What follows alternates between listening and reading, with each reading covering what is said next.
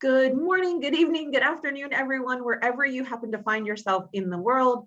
My name is Carmen Mazzara. I serve as Executive Director of APSIA, the Association of Professional Schools of International Affairs, to which all of your graduate programs belong. We are so glad to have you here today to talk about the amazing Catholic Relief Services International Development Fellowship. This session is being recorded, so you'll be able to revisit the content that's being provided as you hopefully craft your application for this tremendous opportunity. We're also privileged to hear from an APSIA alumna. Melissa Roggero, who went to the University of Denver Josef Korbel School, will be sharing her perspective. So she's been where you are and is currently navigating this amazing process and the fellowship and all that it has to offer. If you have questions as we go, feel free to put them in the chat. If you have technical issues, please feel free to send me a direct message. And after the presentation, we'll be able to explore all of those things that you're dying to know about and that brought you here today. So this is really your chance to get your questions answered, to make sure you can craft a high quality application and capitalize on this opportunity. And so with that, I want to again thank our colleagues from CRS for joining us and thank all of you for being here. And I'll turn the floor over to Neda, please. Great. Thank you so much, Carmen. It's really a pleasure to be here with you all. And I'm so excited we have such a great turnout, so much interest in CRS and the Fellows Program. I'm going to take you through our presentation today, which I hope will be really interactive. As Carmen mentioned, we can see the chat. Usually there's a lot of questions, some that we anticipate, probably some new ones as well. So please feel free to use the chat and we'll be sure and get your questions answered. My name is Neda Sobhani, and I'm the manager for our talent pipeline programs at CRS. Just so you know a little bit about who you're talking to today, I started as a fellow with CRS about 12 years ago. The program's been around quite a long time. After my fellowship, which was coincidentally in Senegal, which is where Melissa is doing her fellowship now, I went to Sudan to manage our water sanitation and shelter programming in West Darfur. And after that, I went to Liberia, where I managed some livelihoods programs. And after that, I worked in Burkina Faso for many years in our education programming.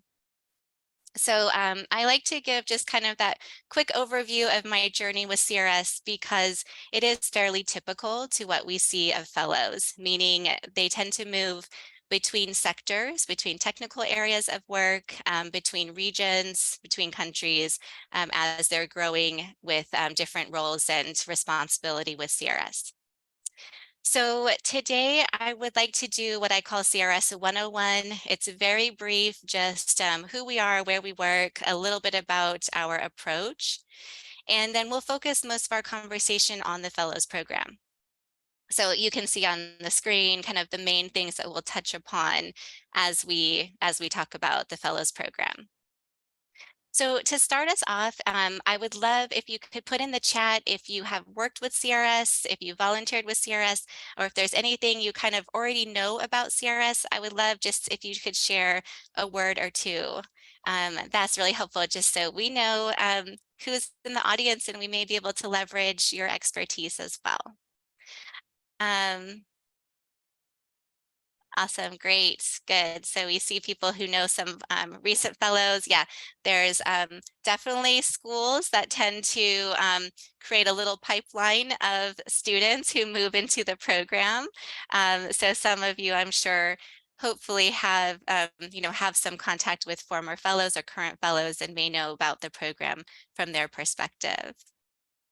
Great, so some people who have worked with CRS as implementing partners in the fields. And looks like in our meal activities. So that's great. In our monitoring evaluation. Awesome. All right, cool. Thank you for sharing and feel free to please continue. Let me ask you a question to start us off. Give me your best guess. How many countries do you think CRS is working in today? Any guesses? Please go ahead in the chat. 50, awesome, thank you. 132, awesome, yeah, very good. You guys are really close. So this number does change because, kind of the nature of the world today. So for example, if we had said a couple of years ago, CRS was going to be working in Poland and Moldova, for example, be like, wait a second, those aren't normal countries where CRS is responding. But of course, as things change, our world changes, so does the nature of our operations and where we are. So this number tends to vary, but just so you know, CRS is a global organization with a global footprint and really working. A large concentration of our work is in sub-Saharan Africa, but we do work, in most regions around the world.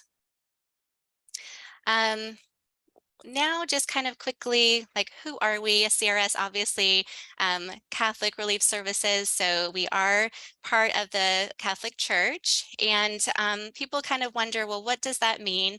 Do I need to be Catholic? How is that Catholic part reflected in your work? So I'll just say a couple things about that here. First of all, you don't have to be Catholic to work with CRS. Most of our staff are actually not Catholic. Our staff are from very diverse backgrounds around the world, from all different religion or non-secular, non-faith-based traditions. And we really come together around what we call our guiding principles. So you can see them here on the screen. And these are principles that really kind of you see transecting major religions around the world, and just principles that people tend to really get behind regardless of what tradition they're coming from. So these are really about treating people with dignity and respect, and being good stewards of our resources and our environment. One of our guiding principles that I think you'll see reflected in our work is subsidiarity. So subsidiarity just means that the person or the people who are most closely affected by an issue or problem should be leading the response to that issue or problem. And so for CRS, as this is one of our guiding principles, you'll see it reflected in how we work overseas. And specifically, we work through local partners. So on the previous slide, you saw that we have a lot of partners. When we say local partners, this can be local NGOs. They may be faith-based or non-faith-based. This will be local government, research institutions. So a whole host of different organizations, of course, some other international NGOs. So CRS is really our approach is that we always work through local partners as long as we can find a local partner. You may see CRS kind of doing more direct implementation on the early onset of an emergency. But as soon as we're able to identify a local partner and bring them up to speed, we'd start working with them. So I think I like to use this example of like, well, you're Catholic, what are your principles and how do they really get reflected in your work? And I think subsidiarity is a great example of that. You also have our mission here. I would say what's kind of the larger part of our mission is our work overseas. That's really who we are and what we do. We're responding to emergencies and needs overseas. So in the US, we don't have programming. Some of our sister organizations like Catholic Charities would do kind of similar work in the US, but CRS is all focused overseas. So thinking about our work overseas, go ahead and put in the chat, what do you think are kind of the main sectors where you would see CRS working? I already said emergency.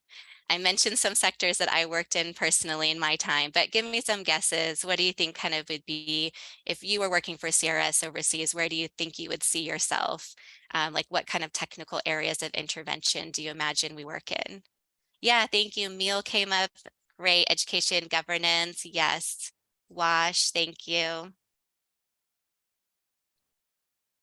Yep, definitely. So those are all your health. Yeah. So here you can see these are our main sectors where CRS is very active. We tend to have very integrated programming. So in all of our country programs, you'll see a combination of these different sectors. So maybe not emergency response, but you'll usually see kind of livelihoods, agriculture, water sanitation, microfinance. So you'll see kind of these sectors coming together in each location. So during your fellowship, or if you work with CRS in another capacity, these are kind of the main areas in which you would probably be involved during your time. All right, so now I just want to, one more thing kind of about CRS. Why do we work for CRS?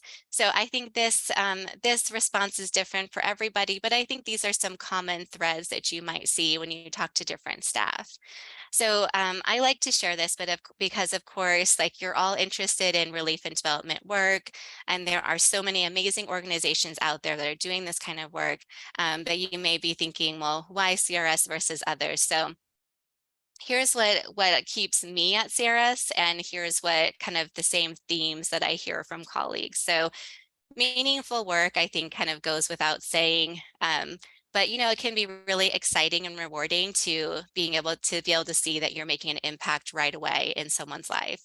I'll never forget, for example, in my first role in Sudan, we got a call one day saying that there had been a fire in an IDP camp and a lot of the shelters were destroyed. And I was able to get on the phone with my team and ask them to go to the warehouse and get, shelter materials for however many families and send it out. And that same day, we could be there supporting people. So, of course, that feels good.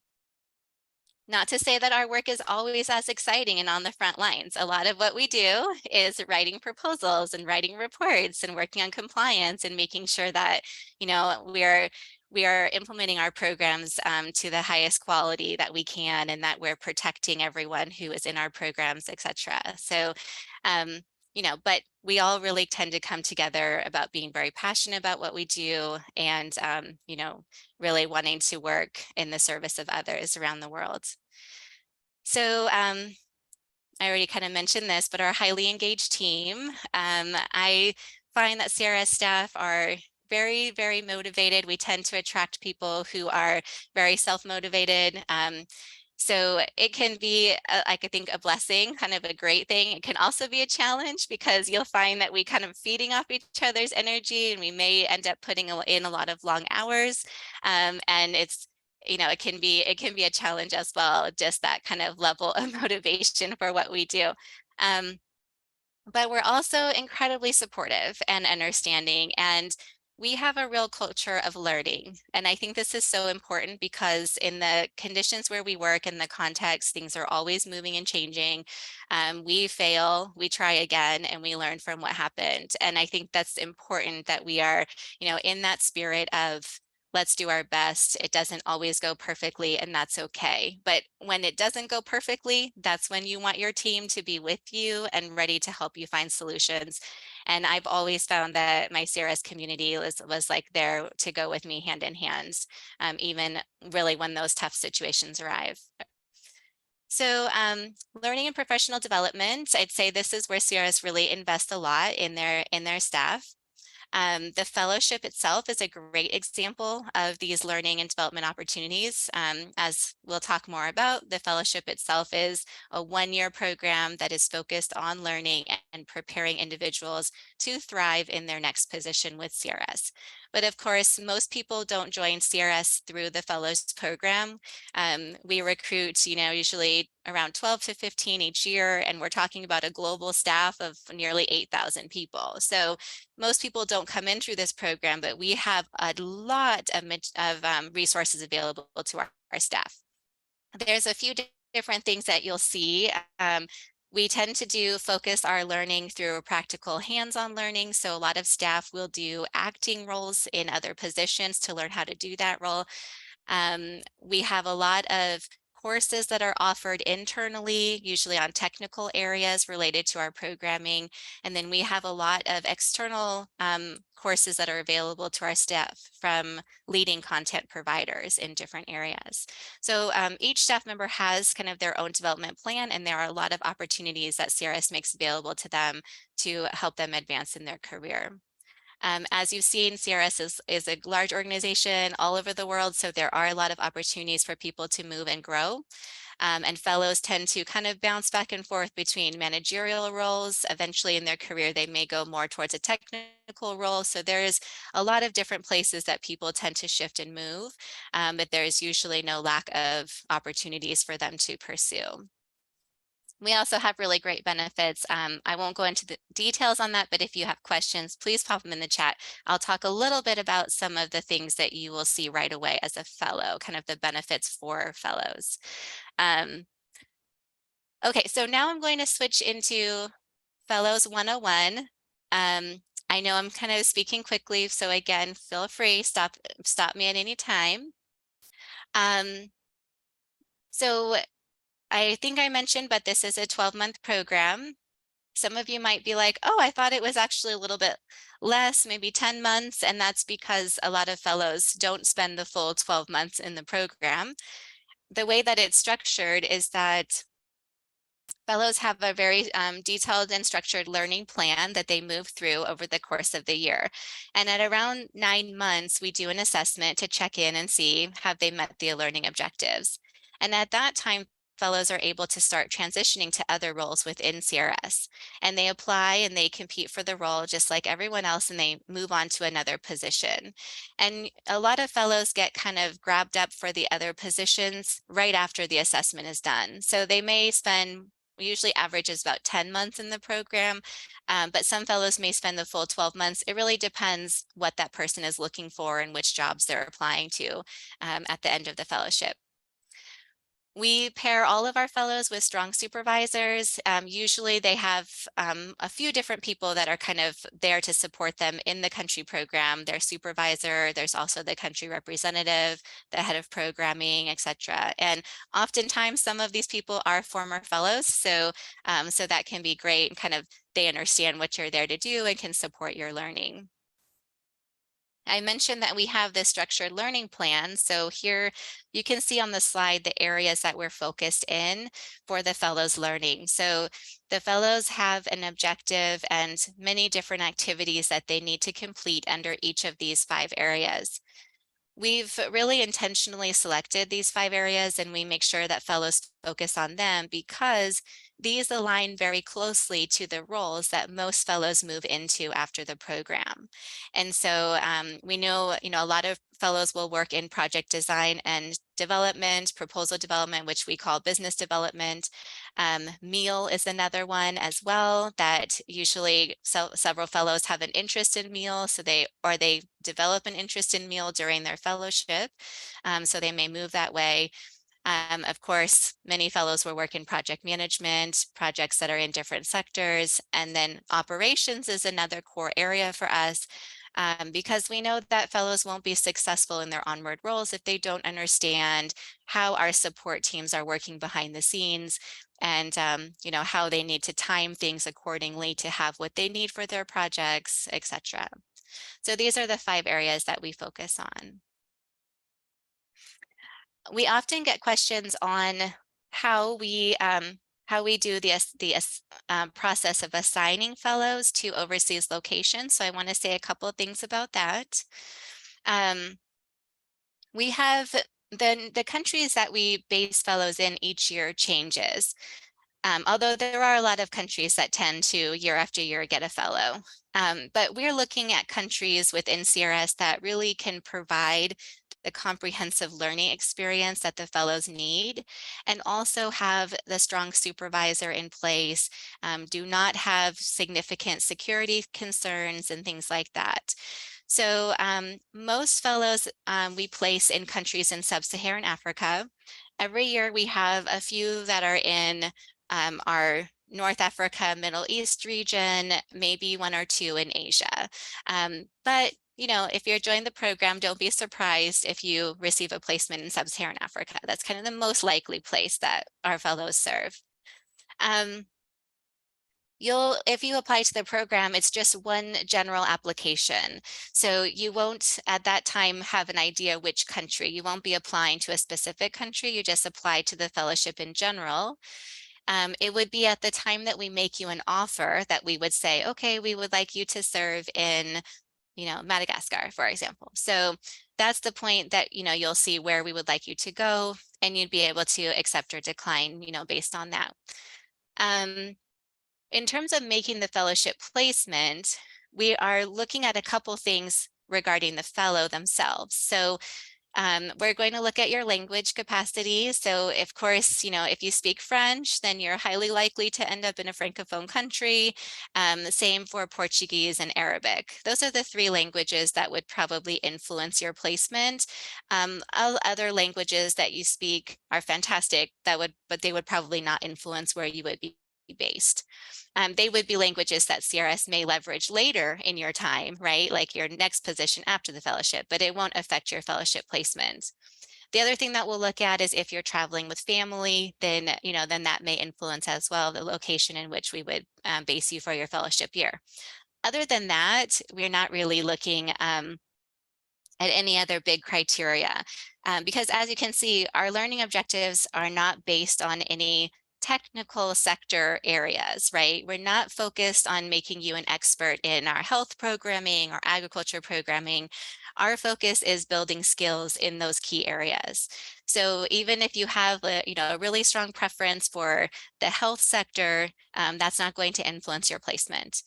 However, you are familiar now with our main programming areas, so in any location, you'll probably have exposure to those core areas, or at least, several of them.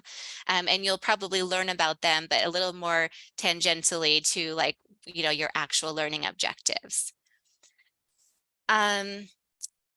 Another thing then to just mention about kind of what CRS provides during your fellowship, we have a stipend. It's approximately 30,000, and that is, the stipend for the year.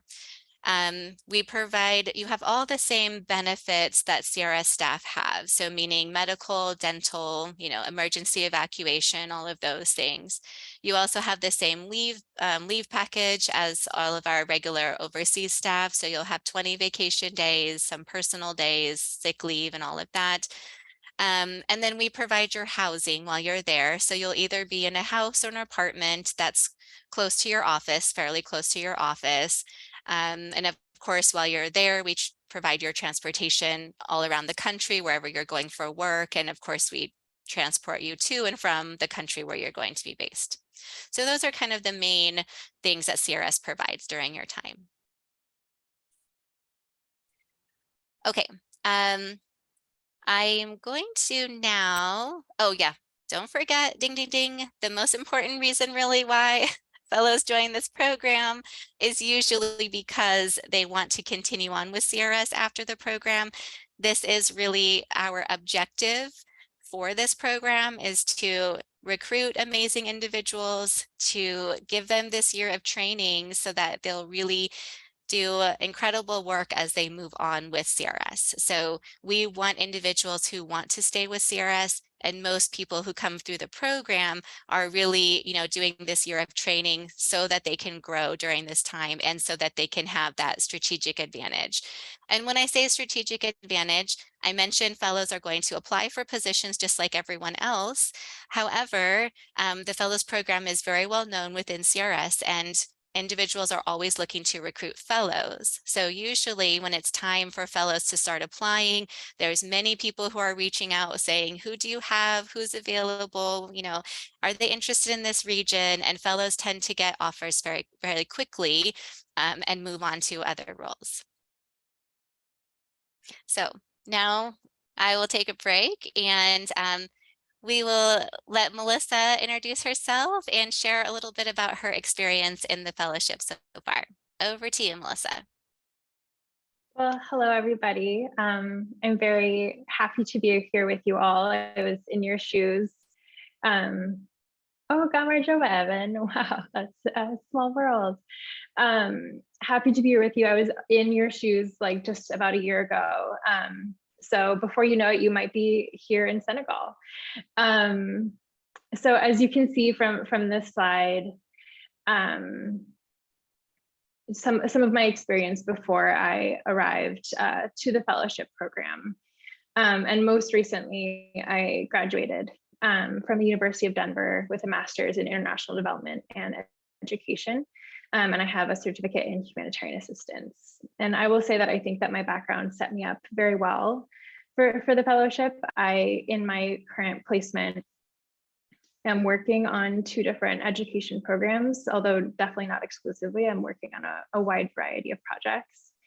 And then also things that I was doing in my classes and courses, I'm doing in practice now. So yeah, with that, I'm just going to do like a small overview of the next year that might, like what it might look like for you. And I'm happy to speak to any questions that you all might have.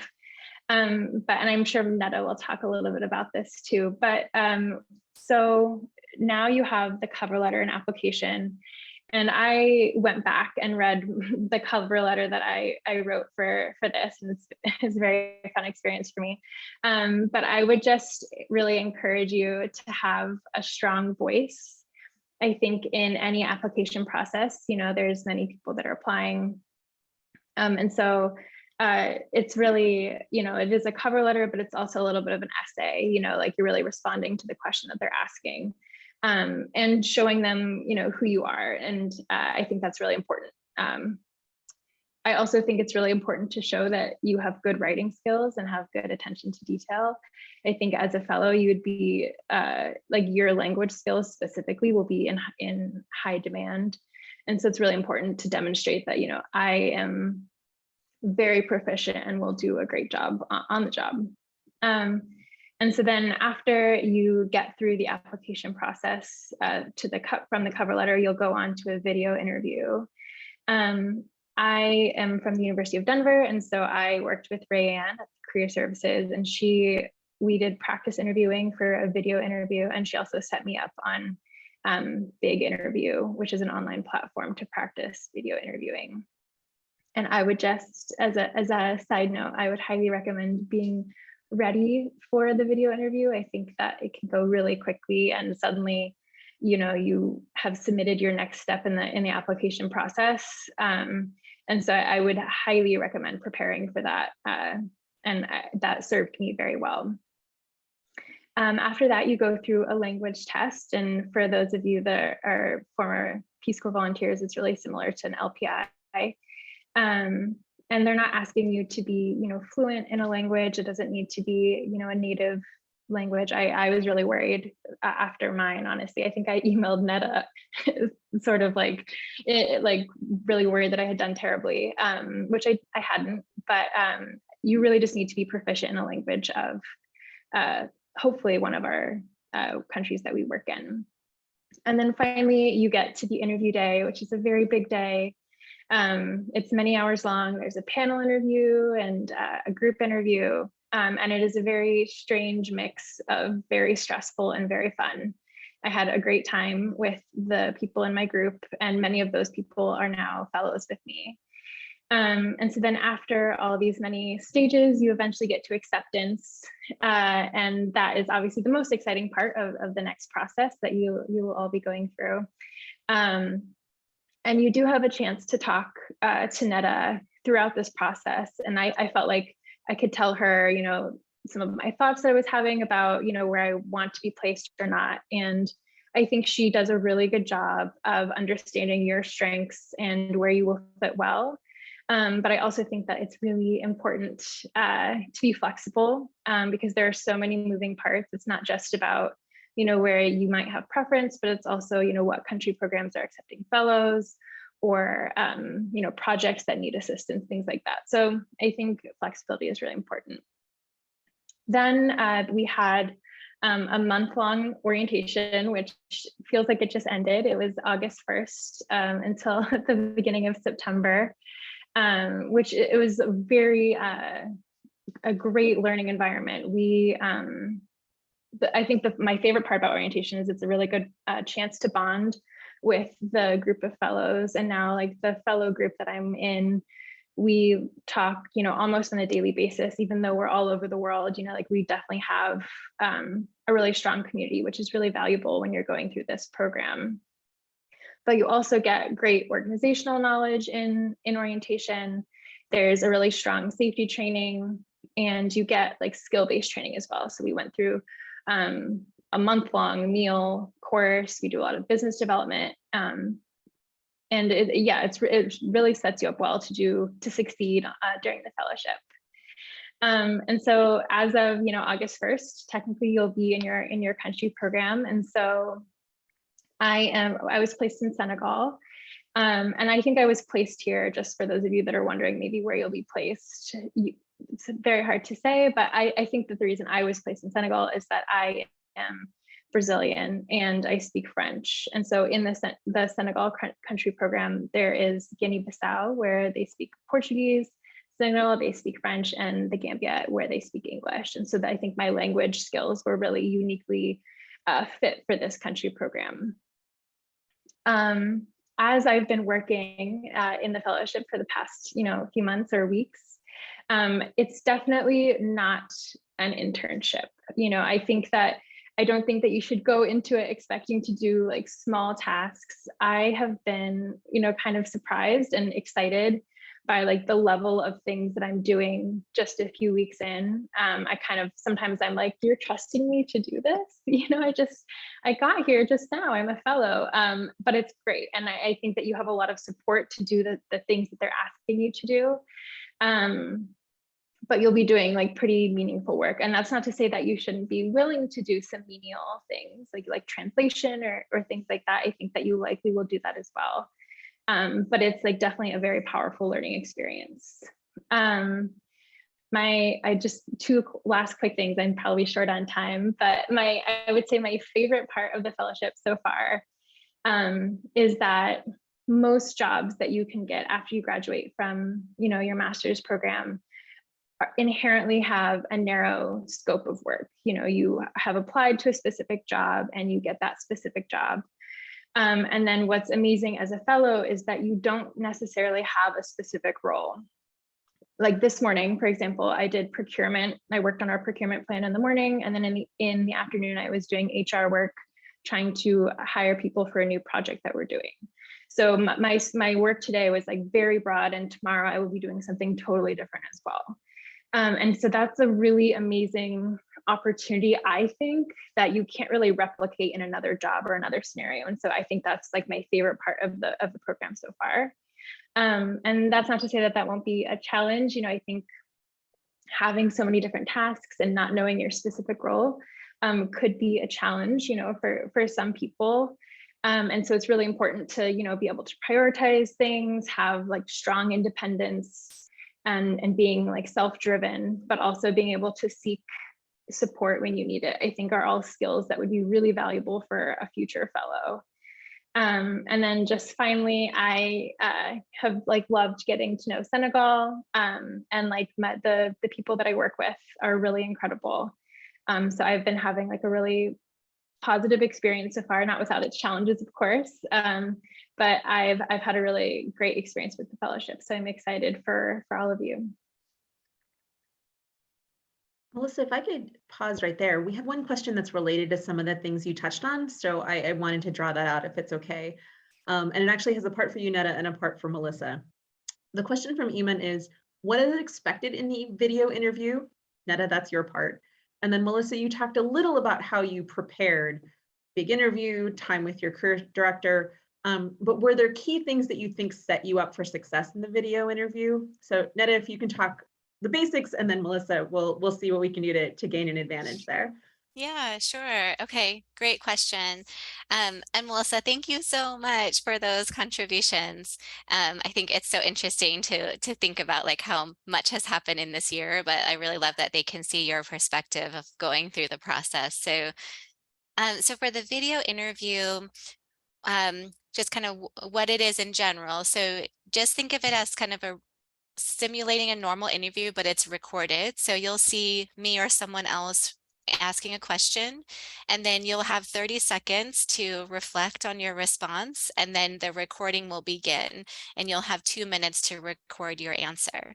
So you'll have a chance when you go in also like to do a practice question and test your mic and video, make sure everything's, as you want it to be. And In terms of what we're looking for here is just general interview questions. So nothing too complicated, just, you know, why are you interested in the program type of things, like challenges you've encountered, how have you managed different situations, like those kinds of questions. And it will probably be 3 or 4. So it's not too long. And before you get to the video interview, we'll probably have a couple written response questions as well. And then Melissa already mentioned this. So of course, like we're looking at writing at a few different stages in the interview, and we do want to make sure that, you have that high level of written ability in English. So, so take your time. Those parts are not timed, the writing parts, but, take your time with that and with the cover letter, as you're preparing those parts. I'll stop there and let Melissa share.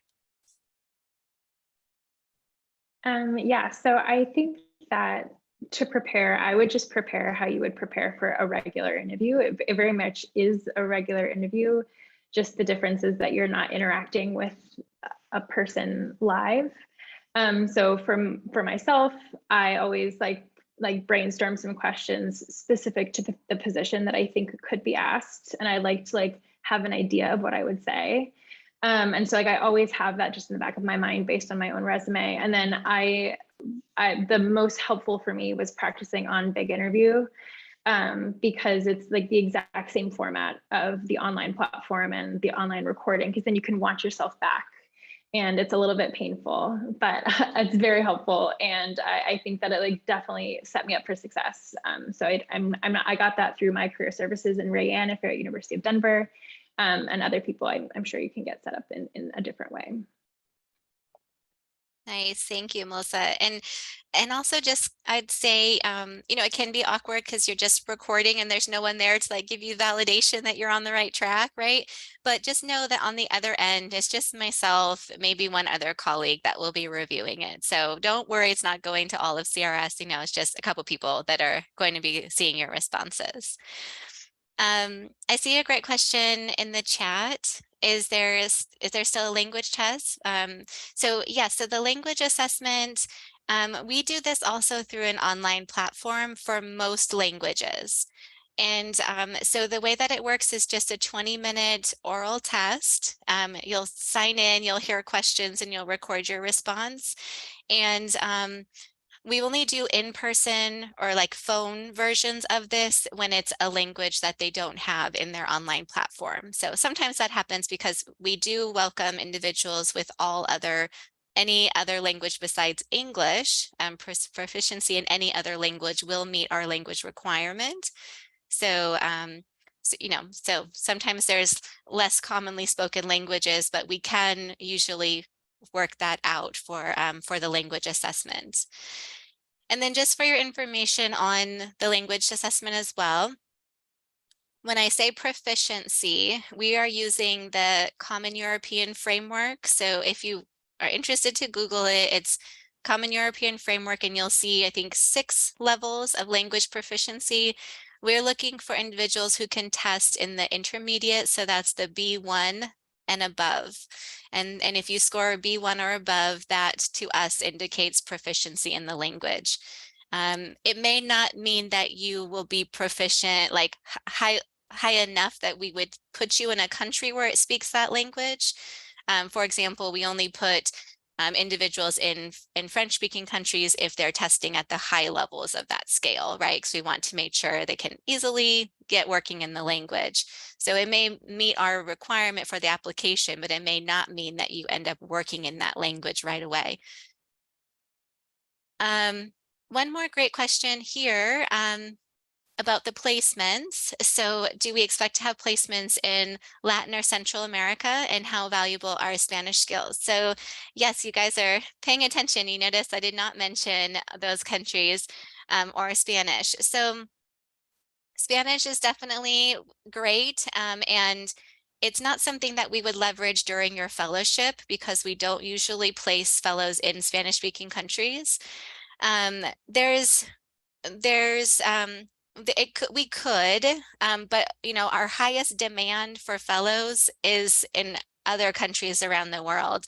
And so for the last few years, our country programs in like South Central America have just opted out from hosting. They've been more focused on other things. So that's why we just haven't been placing fellows in those locations. And then Haiti was usually a common one, but there's so much turmoil at the moment that it just doesn't meet our security criteria. So, so that's why that region is not really hosting at the moment. However, you know, some fellows are very passionate about that region and will try to move back towards supporting that region after their fellowship. So that's when your Spanish skills will come in, as you know, as that you would leverage them like after your fellowship year. And again, I mean, but I would say, you know, if you are like very focused on a particular sector or a particular region, you may be disappointed as you go through the fellows program, because we're not going to be able to guarantee that you get to that region or you get to use that language skill, etc. So keep that in mind. You know, if it's really important to you, then you might want to apply to a position that is already, the location is known or that technical area is known. And there are many wonderful opportunities that are being recruited all the time on the CRS. You'll find those on the CRS career page.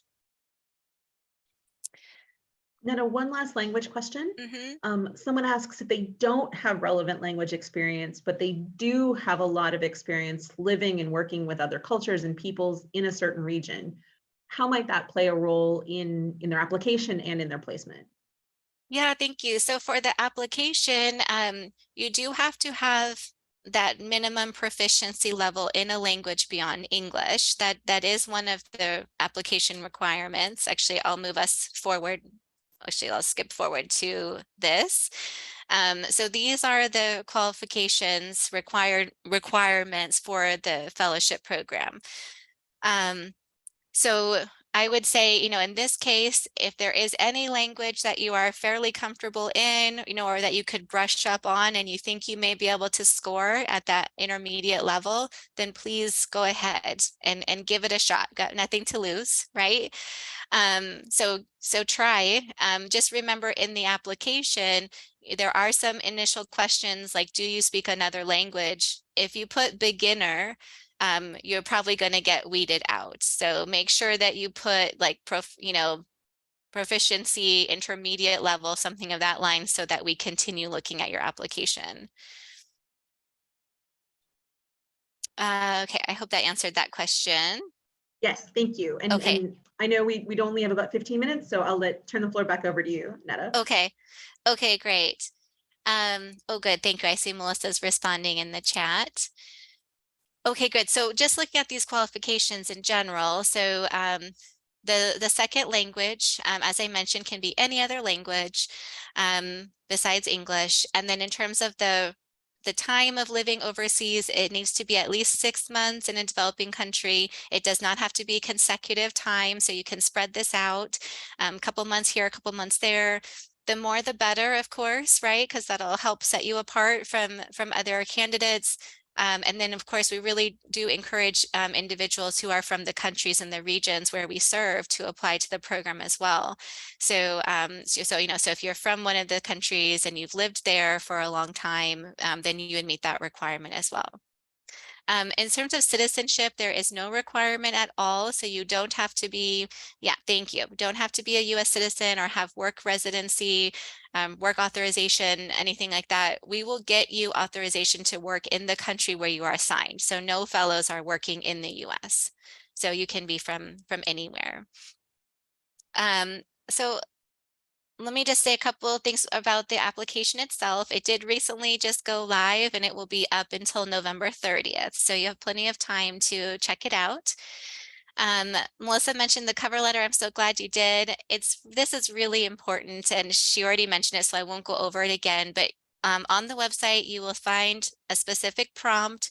We're asking fellows to talk about a time when they promoted greater diversity, equity, or inclusion, you know, in a work setting or an academic setting. So please do make sure that your cover letter is responding to that prompt.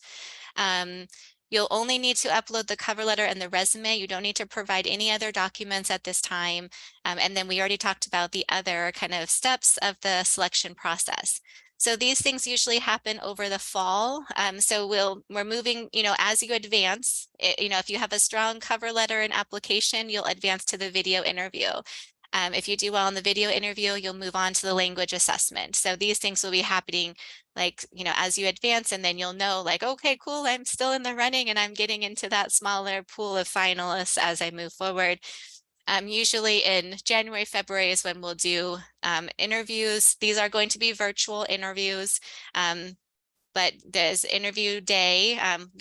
A couple other things we'll do with you during that time as well. And then we'll make you an offer not too long after that with a specific country program placement with it as well. I'm going to just go back and I'll leave this slide up so people can just take it in as we look at some of the questions. But these are positions that fellows moved into directly after completing the fellowship. So, a lot of them, you can see they went into monitoring and evaluation and in a whole bunch of countries around the world. Emergency coordinator is always a big one as well, business development, and then a lot of different sectors. And I just let you kind of take this in. This is where a lot of people end up. So you can see kind of the variety of roles that fellows might take on, in their immediate role after CRS. And I'm going to go back to the chat. So let's see, there's a question here on no Arabic experience, but extensive experience living and working in the Middle East. Yeah, so for placements in the Middle East, they don't really require Arabic as that you have to speak Arabic. It's usually a preferred thing. So let's say, you speak another language, so you meet the language requirement, you get into the program. So our Middle East region, I'll say, has some different nuances to the placements there. Specifically, they always have openings after the fellowship. And so what does that mean? We don't try to put people in that region unless they already have worked in that region and they want to continue working in that region, because fellows who go to that region almost always get offers and stay in the region. So if you're like a passionate West Africa person, I won't probably ask you to go to the Middle East, because then they'll be offering you jobs and you'll be like, oh, actually, I want to go back to West Africa, right? So then everyone's kind of frustrated. So what we do is if you're a Middle East person, yes, that will actually probably weigh on your placement if we know that that's where you see yourself working after the program, whether or not you speak Arabic. So that's a different thing about the Middle East I don't usually mention, but since it came up, I hope that's helpful. So not language, but your regional preference may have an influence there. Does CRS have voluntary programs before to apply to the So CRS does we don't really have too many volunteer programs. There are some intern programs where interns go and work with CRS overseas. So that could be an option if you're looking, let's say you're in the first year of your graduate program and you want to do some overseas work in the summer and then apply the next fall. You could certainly explore that and see about an internship, but we don't really have too many volunteer programs that are geared towards students. Neda, this isn't a question in the chat, but I'm curious. Melissa talked about how she thinks her application stood out because she was able to show flexibility, the specific deliverables she's done, the language skills that she had. For things that are harder to prove, she could prove her language skills. You could see on her resume the work experience. But things like flexibility and adaptability, are there good ways that you've seen candidates bring those forward in an application that help them stand out from what I'm sure are hundreds of other folks who have the language skills? Yeah, thank you. That's a great question. So you're absolutely right. It's the easy part is like where we can see, do you kind of meet the criteria, and it's a little more easy to validate. But yeah, once we get into the video interview, this is where we start looking more at like who you are as a person, what really drives you, and how adaptable and resilient you are in different situations. So we're looking for, like, as you mentioned, that flexibility that comes up, but people who are really good at working with others and working with people who are from a variety of different backgrounds and education levels. So we're looking a lot at kind of the collaborative abilities there, that ability to bounce back, like from, failures and setbacks.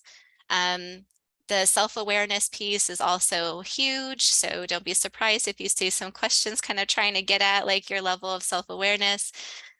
So those are really where we start seeing like it's kind of getting a better view of our candidates, more like who they are and not who, on paper what they have achieved.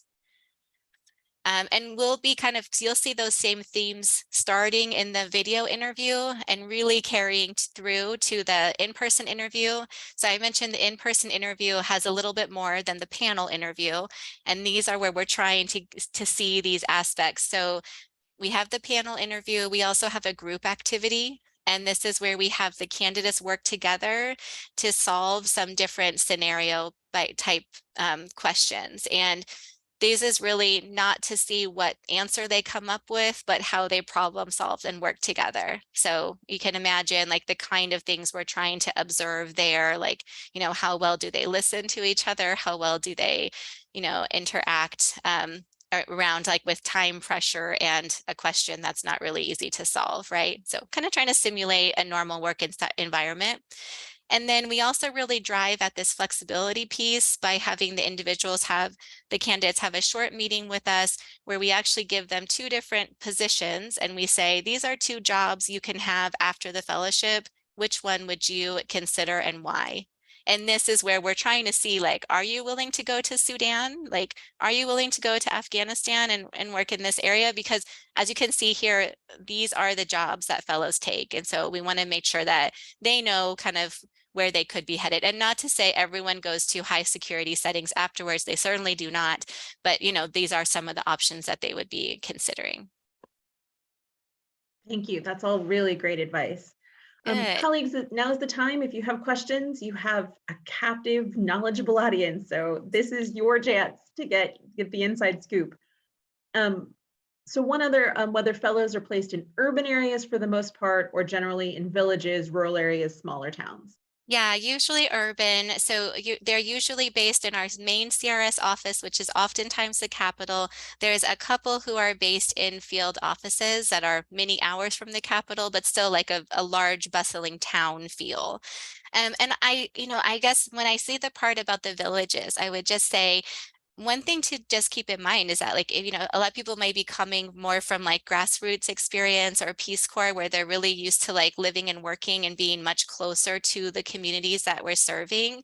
And this can be kind of an adjustment because you're like, oh, wait, now I'm based pretty far away and I'm working from the office and I'm not really getting to be out there all the time. And that is because of our model, our partners are at the forefront of what we do and we are supporting them. So just know, you won't every day be out there and every day getting to like have that gratifying work experience and enjoying like life in the rural areas. It's probably, this will be a much different experience than what you may be used to. Again, that really good advice about whether this is the right next step for a lot of folks. Yeah, we had a question about the cover letter, Mm-hmm. if we have time, and they're wondering whether it's a true cover letter or just a response to the prompt. Yeah, it's really just a response to the prompt. We say kind of try to keep it to a page, right? And so you don't need to do general cover letter, but you can just come right out with a few paragraphs of how you have tried to address, equity, diversity, inclusion. You can pick one of those, like how I addressed inclusion or, anything really. So like Melissa said, just like, let us hear your voice. Tell us like why these, show us something about how like you're passionate about this work. And for us in the context of that, that cover letter. But the really important thing is to know that, of course, we do have a lot of people who apply, and we get a lot of just general applications. And one of the biggest ways that we are able to immediately bring that candidate pool way down is by looking at who actually responded to the cover letter prompt. So please know, like, you really do need to do that, or your application probably won't get past the first part of the review. I love that. See, everybody, you've automatically catapulted yourself into a more competitive position just by following directions. I love it. Exactly. I am sorry it creates more work for you. I wish it was, but it is how it really helps us to really get through like hundreds of applications that are just generic applications of people who really don't know anything about this program in particular. One last question, and then we'll do final wrap up, and it's about the mechanics of the initial application, whether folks can sign in, save, log out, and how you prefer documents to be uploaded. Yeah, thank you. Great one. So yes, you can log in, and you'll create a profile within CRS, and you can do many different applications, but you can come in and out. So just make sure it's submitted by November 30th. And then in terms of preference, I usually say might as well PDF it, because then like the formatting is not going to get messed up, right, when somebody opens it in their version of Word or whatever. So, but it's fine. I mean, you can name it however you want, whichever format. I mean, whatever kind of document you prefer is fine. And also just don't worry about going crazy. We don't need diplomas. We don't need references. We don't need any of that. We just, we'll ask you for all of that much later on in the process. So you don't have to tell references and get their names, like none of that at this stage. Excellent. We're almost at time. Melissa, I'm wondering if you have any last minute advice to help other students follow in your footsteps. I think the last thing I would say is like to really be yourself and to like shine, like have some personality shine through in places that you are able, and like your passion for whatever it is that you might be passionate about. I think that voice is what will shine through when it's like many people in an application process. You have to find a way to stand out. Obviously, don't be like wild, but I think like having like a strong voice would be an asset. Excellent. Neda, any final words of wisdom on your side? No, I mean, echo everything Melissa shared. I think, yeah, we know you're passionate about this sector, and we just want to know that CRS, who we are, and this program, right? And that you're in it to win it. So yeah, that's it. There was one last thing just on the program start. So we hire one class a year, and they start every August.